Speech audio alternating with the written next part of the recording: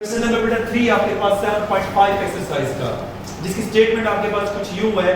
A 20 feet long ladder is leaning against a wall। कि आपके पास एक लैडर है और जिसकी हाइट आपके पास लेंथ क्या 20 फीट है और यहाँ पे आपके पास ये वॉल है। लैडर जब भी होगी थोड़ी यूं होगी ना, क्योंकि सीधे तो नहीं रखी ना लैडर। तो इस लैडर की लेंथ उसने क्या बताई हुई है 20 फीट। ये मुझे पहले खुद बता दिए। 20 feet ladder long leaning against a wall. The bottom of the ladder is 5 feet from the base of the wall। यानी जो इसका बॉटम है ना यहाँ से ये और ये जो वॉल है, इन दोनों के दरमियान वो कहता है जो आपके पास फासला है वो आपके पास है 5 फीट। ठीक है, उसके बाद question on the board 5 feet है। And find the acute angle of the ladder makes with the ground। Elevation बनेगा और acute angle से क्या मुराद है सर? जो एंगल 90 से जो लेस देन 90। गुड, हमें ये वाला एंगल फाइंड करना है। अगर मैं इस ट्रायंगल को ए बी और सी का नाम दे देता हूँ और ये हमारे पास राइट एंगल बन जाता है, उसके तहत हमारे पास ये साइड क्या बन जाएगी और ये बेस। इन आपके पास right triangle A B C. मैंने आपको 3 रेशियो बताई थी। 3 रेशियो में से मैं क्या आपने रेशियो चूज करनी है, वो गिवन डाटा को देख के चूज करनी है। अब यहाँ पे कॉज आएगी। ठीक है, गुड। कॉज क्या होता है हमारे पास? Base over hypotenuse. क्योंकि हमें बेस मालूम है और हाइपोटेनस मालूम है, हम इसके लिए थीटा मालूम करना चाहते हैं, तो हमारे पास यहाँ आएगा कॉज। साइन क्यों नहीं आएगा? क्योंकि परपेंडिकुलर की वैल्यू मालूम नहीं है। टेन भी से नहीं आएगा, परपेंडिकुलर की वैल्यू नहीं मालूम है। तो हम यहाँ पे लिखेंगे बेटा पहले साइन आपके पास theta is equal to sorry cos theta. Cos theta is equal to base क्या आ जाएगा A B over values put करते हैं।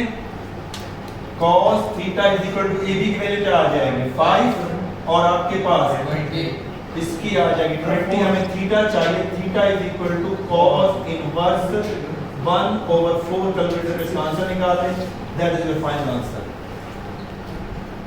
ठीक है, क्वेश्चन नंबर 4 पे चलता हूं मैं। कैलकुलेटर पे कैलकुलेशन आप कर लें जब तक और मुझे फिर बता दीजिएगा। Question number 4, the base of the rectangle is 20 feet and the height is 13 feet। It means कि सबसे पहले हमें एक रेक्टेंगल बनाना है। अगर ये एक रेक्टेंगल शेप है, बेस उसकी क्या बता रहे हो हमारे पास 25 फीट। 25 फीट। अच्छा, ये आपके पास लाजमी नहीं है एक्यूरेट डायग्राम, क्योंकि ये आपके पास रफ डायग्राम होते हैं, इसमें जो यूनिट के स्केल की तरफ फोकस नहीं किया जाता। ठीक है, तो वो कहते हैं हाइट उसकी 13 फीट है। पूछ क्या रहा है, क्या हमें फाइंड करना है? वो कहते हैं फाइंड आप करो कि इसका डायगोनल है, angle of A diagonal with base. जो आपके पास डायगोनल का एंगल बन रहा है वो हमें फाइंड करना है। बेटा अगर आपके पास ये है डायगोनल, ठीक है, इसके साथ जो बनने वाला एंगल है वो ये एंगल, बेस के साथ ये एंगल बन रहा है ना, तो हमें ये एंगल थीटा मालूम करना है। ये वाला एंगल कौन सा एंगल हो जाएगा? Right angle. और ट्राई एंगल अगर ए बी सी बन रही है कि नहीं बन रही, इसमें एंगल थीटा मालूम करना है, तो रेशियो कौन सी चूज करूंगा आप सोच लें जब तक मैं लिखता हूँ। In right angle triangle A B C. देखो यहाँ भी मैंने थीटा मालूम करना था, मैंने लगाया यहाँ कॉस। यहाँ भी मुझे थीटा ही मालूम करना है, लेकिन इस थीटा मालूम करने के लिए रेशियो कौन सी यूज करूंगा? 10। गुड। क्यों? क्योंकि परपेंडिकुलर और बेस गिवन है। आपको सेंटेंस बताया, some people have curly brown hair through proper brush. ऐसा में आप शायद एब्सेंट थे present.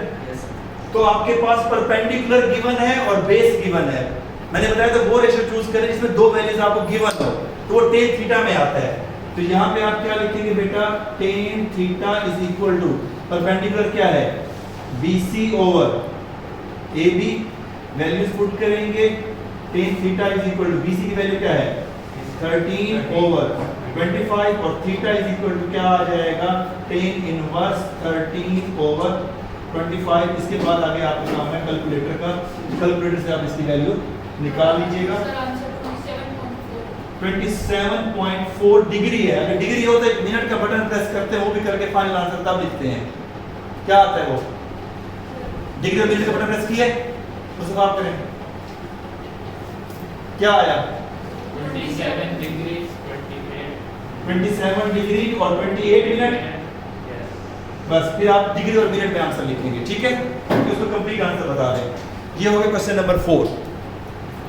Question number 5, a rocket is launched again and climbs the content of angle of 80 degree. Rocket जो आपके पास अक्सर देखते हैं ना, एक तो रॉकेट होता है ना ये वाला आपके पास जो सीधा स्पेस में जाता है, वो रॉकेट नहीं जो हम जंग वगैरह या वार के लिए यूज करते हैं, जो ट्रक के ऊपर होता है, तो उसके एंगल की बात कर रहे हैं। या आप देखें तो कभी कुछ लोग रॉकेट लॉन्चर होता है, आप लोग तो वैसे जैसे पठानों को तो अक्सर देखा भी होगा, जैसे वो कंधे पे रख के फायर करते हैं, हाँ वो वाला, उसकी एंगल की बात कर रहा है। क्वेश्चन नंबर 5 के अंदर मैं आपकी बात बता रहा हूँ। वो कहते हैं कि अगर ये आदमी यहाँ पे ठहरा हुआ है तो रॉकेट लॉन्चर को वो जो फायर कर रहा है उसका एंगल क्या है हमारे पास 80 डिग्री, ठीक है। And find the altitude of the rocket after it travels 5000 metre. यानी उसने रॉकेट को यहाँ से लॉन्च किया, यूं सीधा, ये जमीन है या उसके साथ जो एंगल बन रहा है वो एंगल उसने कहा है कि वो बन रहा है 80 डिग्री। और वो कहते हैं जो रॉकेट ट्रेवल कर रहा है, ये रॉकेट है ना, ये ट्रेवल कर रहा है 5000 मीटर, 5000 मीटर ट्रेवल कर रहा है। मुस्तफा एल्टीट्यूड क्या पूछ रहा है? अटेंशन ऑन द बोर्ड बेटा, आप कहीं और खोए हुए हो। ए बी सी ट्रायंगल के अंदर ये हमारे पास राइट एंगल हो जाएगा। एल्टीट्यूड से मुराद क्या है, क्या पूछ रहा है वो? हाइट, वो ये चीज हमसे पूछ रहा है। स्टेटमेंट ऑफ द क्वेश्चन जो डिमांड है कि आप इसकी हाइट बताएं। साथ हाइट के लिए कौन सी रेशियो यूज करें बेटा? Sine theta. In right triangle आपके पास ए बी सी, तो यहाँ पे हम साइन थीटा यूज करेंगे। क्यों? क्योंकि हमारे पास हाइपोटेनस और परपेंडिकुलर हमें फाइंड करना ही करना है। हाइपोटेनस हमारे पास गिवन है और एंगल भी गिवन है। 3 रेशियो में से मैंने बताया 2 चीजें आपको मालूम होनी चाहिए। तो sin theta is equal to आपके पास क्या आ जाएगा, पहले हम लिख देंगे BC ओवर आपके पास AC, फिर इसकी वैल्यू पुट कर देंगे। sin theta is equal to BC की जगह आपके पास आ जाएगा H और इधर आपके पास आ जाएगा 5000। थीटा की जगह हम इसकी वैल्यू पुट करेंगे 80 डिग्री। हमें H चाहिए 5000, इस तरफ आगे क्या हो जाएगा मल्टीप्लाई, कैलकुलेटर में इसकी वैल्यू निकालेंगे, that is the final answer of H, और वो भी मीटर के अंदर आ जाएगा। ये अब आपके पास कैलकुलेटर का काम है, निकाल लें, मुझे बताएं। और ये 3 सवाल आपके पास 3 4 5 हो गए। नेक्स्ट अभी आपके पास एक्सप्लेन करता हूँ। 6 आपके पास वो कहते हैं an aeroplane flying at the altitude of 4000 metre. Altitude कहते हैं हम हाइट को। वो कहते हैं कि यहाँ पे तकरीबन आपके पास एल्टीट्यूड 4000 मीटर की हाइट के ऊपर, यहाँ पे एक फटी सा मैं एक प्लेन बना लेता हूँ कि यहाँ पे ये प्लेन आपके पास उड़ रहा है, ठीक है। और इस जगह पे प्लेन है, जैसे मैंने बताया था, जब आप ऊपर से लेते हैं तो वो एंगल कौन सा होता है? डिप्रेशन। नीचे से जो एंगल लेते हैं बेस से, वो एंगल ऑफ एलिवेशन होता है। वो कहते हैं 4000 मीटर हाइट के ऊपर है, which is to make the approach and airport, ठीक है, airport at the angle of 50 degree. कि 50 डिग्री का अगर वो एंगल आपके पास बनाता है, यानी ये अगर आपके पास यहाँ से लाइन ली जाए, ये आपके पास हॉरिजॉन्टल, तो यहाँ से 50 डिग्री का अगर वो एंगल बनाता है, यहाँ पे यूं अगर ये 50 डिग्री का एंगल बनाता है, तो फिर वो कहता है कि एयरपोर्ट पे वो पहुंच सकता है। एयरपोर्ट है पॉइंट ए के ऊपर, एयरपोर्ट लिखो सर, ठीक है, एयरपोर्ट पे ए लिख दिया ना। ये उसका एल्टीट्यूड है, ये बी, और ये आपके पास सी। पूछ क्या रहा है वो आपके पास, what is the demand of the question. फिर वो कहते हैं how far from the airport will the plane when the pilot begins to descend it. कि आपके पास जो आपके पास कितना दूर है एयरपोर्ट पायलट से, बेस। तो हमें क्या फाइंड करना है इसका? बेस, क्योंकि यहाँ पे ठहरा हुआ है ना। तो आपके पास सबसे पहले ये देखिए, ये वाला एंगल जो आपके पास 50 डिग्री है, तो ये आपके पास ये भी 50 डिग्री होगा। उसकी रीजन क्या है? Alternate angle. गुड। और हमें ये चीज फाइंड करनी है बेस। तो आपके पास राइट ट्रायंगल आपके पास ए बी सी, और रेशियो कौन सी यूज होगी? tan theta.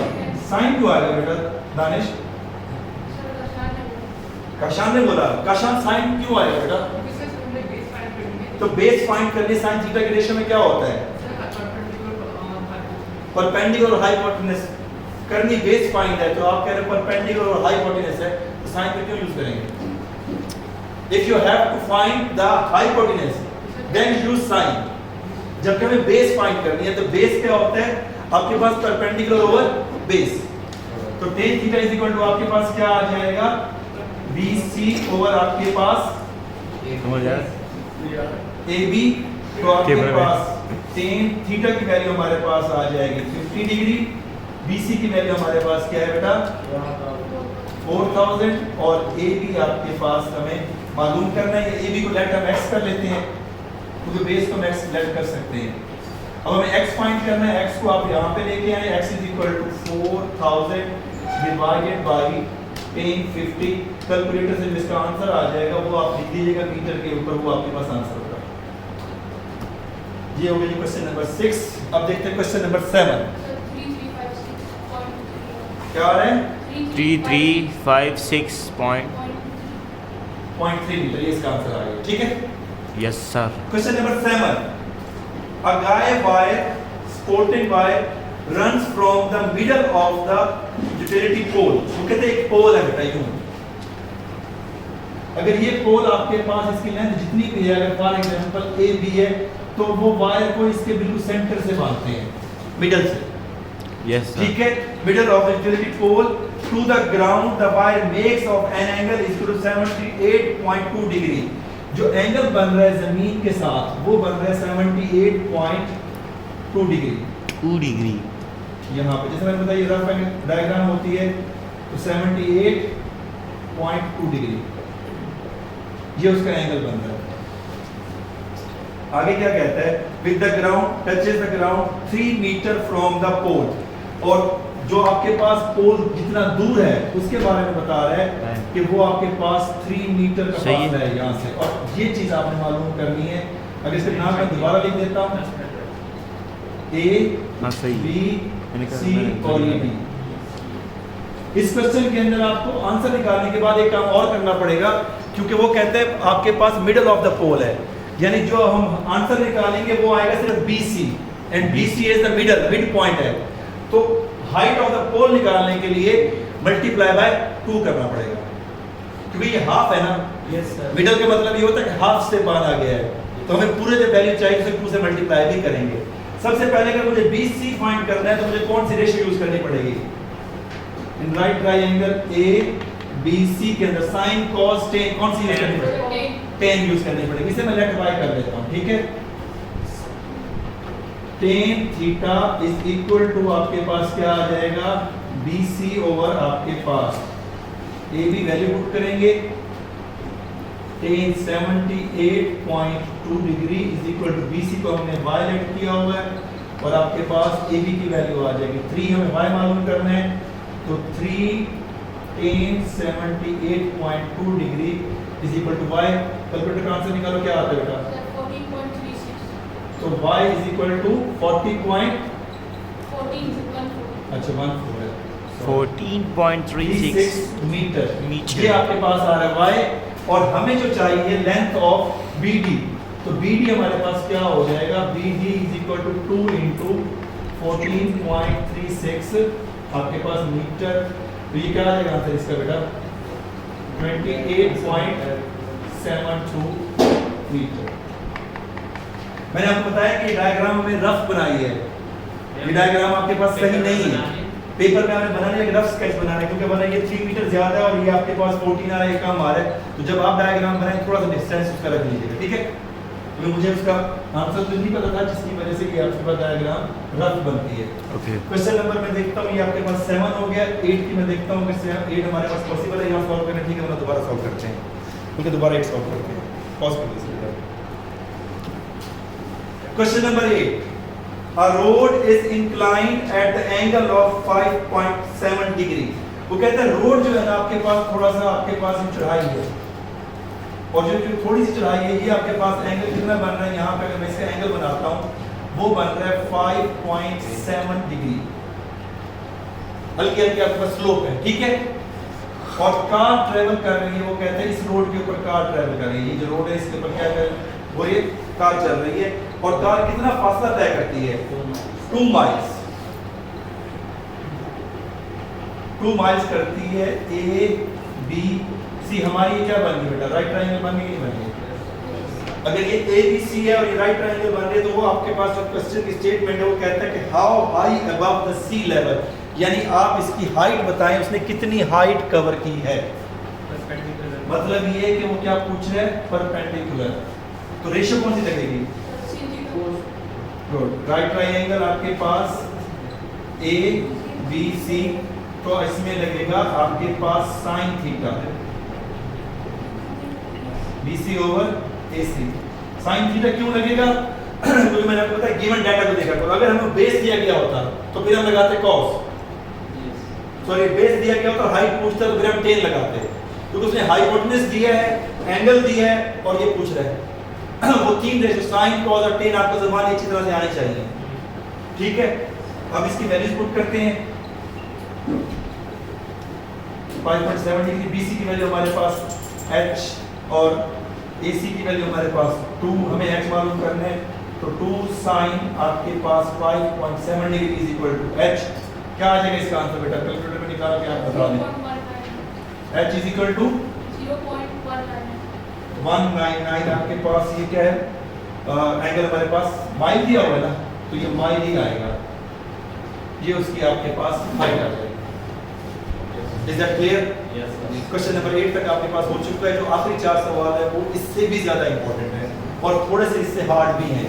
वो एक सवाल पूरे बोर्ड पे आएगा, एक सवाल, and I will try my best कि आपके पास ज्यादा से ज्यादा समझा दूं, फिर आपके पास सेक्शन सी के लिए तैयार कर दूंगा। ओके बेटा, थैंक यू वेरी मच।